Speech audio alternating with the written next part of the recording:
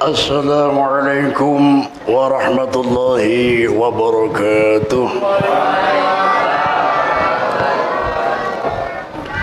Alhamdulillah. Alhamdulillahil qadim wujuduh, al-amim fadluhu wajuduh. خالق الأفلاك ومدبرها وبادئ الأشياء ومصورها أحمده حمد من وفقه فعرفه وأشكره على تمام النعمة والمنة أشهد أن لا إله إلا الله وحده لا شريك له وأشهد أن حبيبنا وقدوتنا وقرة أعيننا سيدنا ومولانا محمدا عبده ورسوله نبي أرسله الله بالرحمة والرأفة اللهم صل وسلم على Sayyidina Muhammadin wa ala alihi washabihi man tabi'ahum bi ihsan ila yaumil qiyamah amma ba'da.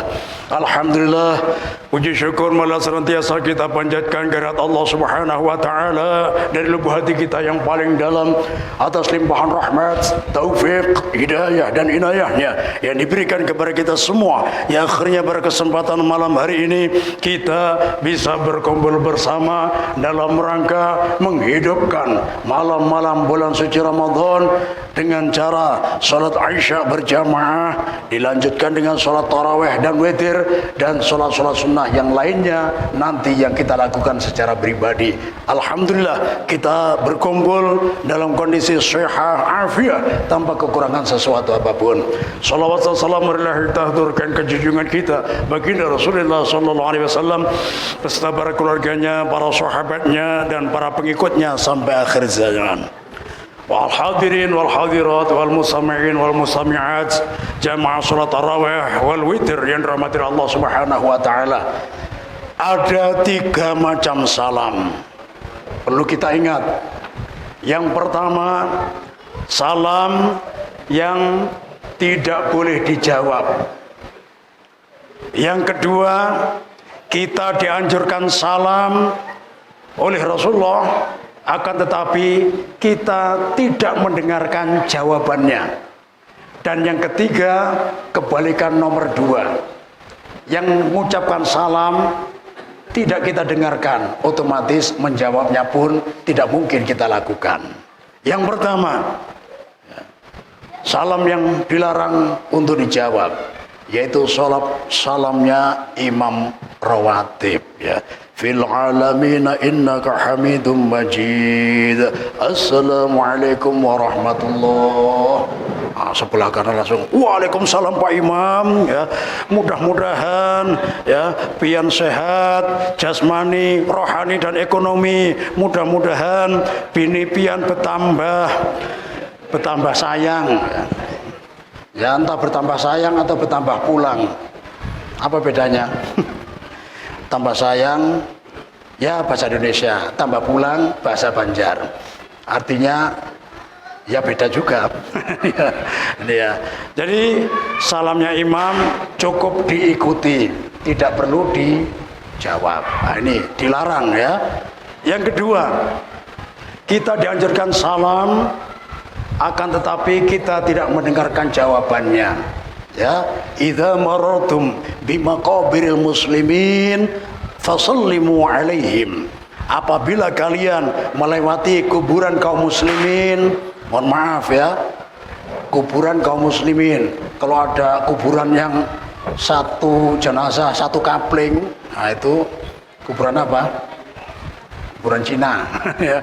Atau yang tambah-tambahan itu, ya. Nah, itu nggak dianjurkan, ya. Ya.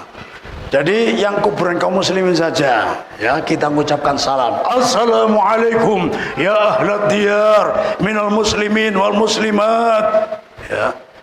Wa antum salaf wa inna insyaallahu bikum lahikun. Ya, salam sejahtera untuk kalian wahai penghuni rumah kubur. Kalian mendahuluiku dan insyaallah aku akan menyusul kalian, tapi nanti dulu. Karena gula masih manis, ya, bingka masih manis juga, ya, apalagi kue susu duk lawang masih ada, ya. Nah, ini alhamdulillah. Jadi intinya kita dianjurkan mengucapkan salam, tapi kita tidak mendengarkan jawabannya, ya. Bukan berarti kuburnya orang yang dalam kubur tidak mendengar. Orang yang dalam kubur mendengar dan menjawab. Cuma manusia dan jin as-saqalain, dua makhluk yang berat ini tidak diberi pendengaran. Dan itu ada hikmahnya. Mohon maaf, ini adik-adik ini, kalau semuanya mengucapkan salam di kubur, assalamualaikum, ya Mbah Bejo, waalaikumsalam, Tole, ya. Kira-kira ya, jangankan malam hari ya, siang bolong pasti buka ya, lari terpirit-pirit. Nah ini ya, makanya di sini tidak perlu diperdengarkan, tapi penghuni kubur mendengarkan. Makanya alhamdulillah sebelum masuk Ramadan kita disadarkan ya oleh ulama-ulama kita, diingatkan, karena Rasulullah juga demikian. Beliau berziarah di makam Baqi', makamnya para sahabat yang meninggal dunia, mati syahid dalam rangka membela agama Allah. Beliau berkunjung. Nah, kita juga demikian, apalagi orang tua kita yang sudah mendahului kita ziarahi. Orang yang dalam kubur mendengarkan ya, mendengarkan salam kita, doa kita juga tahu. Dalam kubur merasa ya, makanya sangat sedih sekali kalau orang tuanya sudah meninggal, anaknya tidak ada yang pernah berkunjung ke makam ya. Jadi ini salah satu tanda anak yang durhaka, dan dia akan ya mencicipi siksa mulai di dunia sebelum siksa di akhirat yang sudah disiapkan oleh Allah Subhanahu wa taala. Wala'idzu billahi tabaraka wa taala. Ya, karena segala macam dosa kebanyakan diakhirkan siksanya. Illa uquqal walidain, kecuali durhaka kepada dua orang tua. Ya, innallaha yu'ajjiluhu li sahibihi fil hayah qabla al mamat. Semua dosa kebanyakan diakhirkan siksanya di hari kiamat nanti, kecuali berani pada dua orang tua dispontankan di dunia. Di dunia pun sudah dapat DP dari siksaan tersebut, akan sengsara di dunianya, belum lagi siksaan di neraka ya. Makanya pernah dulu Al-Fakir ketika berangkat ke Yaman tahun 2005, ternyata ada surat kabar kemarin viral tahun 2004-nya di daerah Oman. Ada seorang gadis cantik karena Arab asli. Kalau kurang cantik berarti Arab dimaklumi atau Arab nengdi. Nah, itu ya. Ini Arab asli cantik sekali. Ternyata sekalipun di Arab ya sudah masuk tatawur, sudah modernisasi. Jadi ada juga anak yang tidak dididik dari kecil, suka istilahnya nonton konser-konser di televisi, sementara ibunya membaca Al-Quran. Ketika dia nonton konser lagi asyik, ibunya membaca Al-Quran, sang putri tersebut merasa terganggu. Akhirnya ibunya suruh diam, ya, Bu, jangan baca Quran. Kenapa? Ganggu tontonanku. Nah, dia karena ibunya merasa Al-Quran adalah kalamullah, tidak boleh dikalahkan dengan yang lain. Ibunya tetap membaca. Ya, ternyata anak gadis tersebut langsung berdiri, mengambil Al-Quran yang sedang dibaca ibunya, ditarik dengan kasar, dilemparkan ke kamar mandi. Ketika Al-Quran jatuh kamar mandi, anak perempuan tadi langsung terjatuh tanpa sebab. Ternyata ya, tidak lama lagi langsung berubah menjadi satria baja hitam. Itu di Indonesia ya, di Arab tidak ada ya. Berubah menjadi Wonder Woman. Nah, itu bagus, superhero ya. Ini anak durhaka, berarti berubah menjadi hewan mirip musang. Ya, langsung berubah. Ya, ketika dikasih makan tidak mau makan karena sedih dia. Ya, walhasil ibunya juga sedih. Setelah kurang lebih 4 hari is dead. Qaid, mati. Oh, mati katanya. Mati ini bagus, mati nikmatnya ganti. Kemarin dapat nikmat dunia, sekarang dapat nikmat kubur, berarti orang baik. Tapi kurang tepat untuk anak yang durhaka tadi. Ini cocoknya mate, nikmatin entek, nikmatnya habis. Kemarin di dunia berfoya-foya, di kubur mulai ya disiksa. siksa. Barang siapa yang disiksa di kubur, ini berarti calon penghuni neraka karena DP-nya sudah dia dapatkan, pelunasannya nanti. Nah ini ya, hati-hati ya. Atau yang lebih tepat lagi, kalau yang mohon maaf misalkan ada jambret, wah ada Bu Haji Marpuah pamer kalungnya ya, habis apa ini jual kebun sawit 500 hektar, dibelikan emas sabarataan ya, kayak apa ini jam dinding gitu ya, ya taruh dalam awalnya, jalan-jalan kok nggak ada yang negur, dikeluarkan, dipamerkan. Karena 5 kilo ya, Ibu Marpuah tadi ketika jalan tawadhu, tahu warna duit ya, keberatan ya, sampai ke ganggang, sampai ke jalan raya. Pada jalan raya dilihat oleh jambret, wah sepertinya emas asli, langsunglah ditarik, wush ya, untung aja patah. Kalau tidak patah malah parah ya, Ibu Markonanya terseret malah ya. Nah, Ibu Marpuah tadi terseret, tapi patah beruntung ya. Si jambretnya kehimungan ya, gembira ria, laju, remnya blong, di depan ada kontainer. Akhirnya lama kada peciuman lawan artis, akhirnya nyium kontainer, des ya. Habis nyium kontainer tak gugur di depannya ya, tak gugur di muka, terlindas ban kontainer, jadi keripik jambret. Keripik jambret inilah ya, bagaimana kondisi keripik jambret ya, kayak keripik ya, tipis ya, maksudnya hidup apa mati? Oh ndak mati, ndak mati, ndak juga apa, bongko, akan mau diobong di neraka, telan seletnya akan dibakar di neraka. Nah ini ya, jadi kalau jambret bongko ya. Nah, kalau tadi ya mate itu aja ya. Akhirnya mengundang pendapat ya, musyawarah dari ulama di daerah Oman. Apa yang dimusyawarahkan?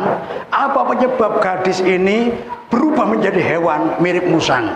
Ya, sebagian ulama berpendapat gara-gara dia melemparkan Al-Quran di kamar mandi. Nah, ternyata ini pendapat yang terkalahkan. Kenapa? Karena melemparkan Al-Quran kamar mandi ini dosa yang sangat besar. Akan tetapi masuk kategori dosa yang siksanya ditempuhkan di akhirat nanti. Nah, ada dosa yang dispontankan di dunia. Apa itu? Dia menyakiti hati ibunya. Nah, jadi dia berubah jadi hewan mirip musang karena berani pada ibunya. Siksanya dispontankan di dunia, langsung berubah jadi hewan. Nah ini ya, ini luar biasa. Makanya hati-hati adik-adik ya, kalian jangan sampai berani kepada orang tua ya. Kalau orang tua selalu ya besarkan kalian ya, nyekolahkan kalian, kalau sukses juga gitu ya. Jangan lupa sama orang tua. Kasihan ini ada beberapa orang tua yang mengeluh anaknya tiap hari yang dikonsumsi makan sari laut. Pas puasa ini ya, buka sari laut ya, sahur sari laut, luar biasa ya. Orang tuanya di kampung ya, buka soto, wah, sahur rawon, cuma dua-duanya mie ya, Indomie rasa soto, Indomie rasa rawon ya. Akhirnya kasihan ya, sari mie dua-duanya. Tengah malam kepalanya pusing, ngambil saridon. Jadi sarimi sama saridon aja tiap malam, kasihan ya, padahal anaknya sukses. Nah ini jangan sampai dikirimi ya. Jangan hanya ada temennya pulang kampung kirim salam kemana, ke orang tua. Orang tua cuma dikirimi salam ya, kirimi ya amplop minimal 10 juta ya, minimal ya. Masya Allah ya, biar kalau orang tua seneng ya, insya Allah ya, anak akan ya berbakti kepada orang tua. Ini ibaratkan magnet ya. Mungkin bapak-bapak ibu-ibu dulu waktu masih halus ya, masih kecil, mainan di pasir ya, ada magnet ditaruh di pasir, apa yang tertarik? Partikel-partikel kecil ya, yang diantara apa namanya pasir ini ada yang warna hitam nempel. Ini gambaran ya, magnet ini ibaratkan berbakti kepada orang tua ya, partikel-partikel terkecil yang nempel, yang tertarik, ini adalah kesuksesan-kesuksesan yang sedang menunggu anak tersebut. Jadi berbakti kepada, wahai anak-anak yang berbakti kepada dua orang tuanya, jangan sedih, ya. Ingat, di depan kalian pintu-pintu kesuksesan tinggal kalian buka. Yang penting berbakti kepada dua orang tua. Tapi kalau durhaka, ya, pintu-pintu kegagalan, ya, kesusahan, andilau antara dilema dan galau setiap saat. Nah, ini akan kalian rasakan, ya. Rasa ke seliramu, ya. Ini makanya tadi, ya, luar biasa dikunjungi, ya, siapa? Orang tua yang dikubur. Nanti dekat Idul Fitri juga paling tidak, ya, dikunjungi lagi. Walhasil orang yang dalam kubur merasakan dan mengetahui siapa yang mengunjunginya, ya. Mana dalilnya Pak Ustadz? Dalilnya sangat sahih setelah perang Badar, ya, Badril Kubro. Rasulullah ini bicara sama mayat-mayat orang kafir, ya. Dicari mana Abu Jahal? Oh ini. Abu Lahab ini. Abu Gosok ini, ya. Abu Gosok, ya. Dan abu-abu yang lain, ya. Rasulullah ngobrol, Abu Jahal, ya. Al-wajadta al-wa'ad alladhi wa'adallah ilaik. Apakah kau menemukan janji Allah yang dijanjikan kepadamu, yang menghalangi dakwah agama Allah akan diberi kehinaan di dunia dan di akhirat? Nah ini, ya, sekarang kau temukan, engkau hina di dunia wahai Abu Jahal, di akhirat lebih hina lagi. Dan aku menemukan janji Allah, aku akan diberikan kemuliaan, ini diberi kemenangan perang Badar, ya. Dan nanti di surga Al-Firdaus yang paling tinggi, aku tuan rumahnya. Nah, luar biasa, ya. Jadi sahabat Umar yang kritis bertanya, ya Rasulullah, ataquluna ma'al jifah, apakah engkau berbicara dengan bangkai ini? Ya, dengan apa? Mayat-mayat ini. Apa maksudmu? Mereka kan sudah isdad, sudah mati, sudah mate, sudah koid, sudah bongko. Maksudnya, apakah mereka masih mendengar? Nah, di sini, ya. Ini dalil kita yang talqin mayit. Rasulullah menjawab, innaka laisa bi asma'a minkum walakin la yastati'una jawaban. Ya, bukan berarti engkau lebih mendengar daripada mereka. Bisa jadi pendengaran mereka jauh lebih kuat daripada pendengaranmu.